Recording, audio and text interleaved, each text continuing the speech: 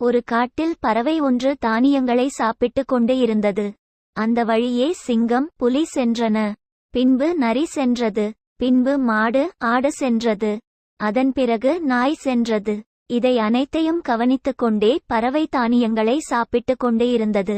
அப்போது அந்த வழியே மனிதன் ஒருவன் நடந்து வந்தான். பறவை உடனே பறந்து சென்றது. இது தினமும் நடந்து கொண்டு இருந்தது. ஒரு நாள் மனிதன் பறவையிடம் கேட்டான், அனைத்து மிருகங்கள் செல்லும் போது தானியங்களை சாப்பிட்டுக் கொண்டு இருக்கிறாய், என்னை பார்த்தவுடன் ஏன் பறந்து செல்கிறாய் என்றான். அதற்கு பறவை, சிங்கம் புலி இவைகளின் குணம் கொல்வது, நரியின் குணம் ஏமாற்றுவது, மாடு ஆடுகளின் குணம் முட்டுவது, நாயின் குணம் கடிப்பது, அவைகளின் குணத்தில் இருந்து மாறாது. ஆனால் நீயோ மனிதன், எப்போது எப்படி உன் குணத்தை மாற்றுவாய் என்பது தெரியாது. அதனால் உன்னை பார்த்து பயந்து பறக்கிறேன் என்றது.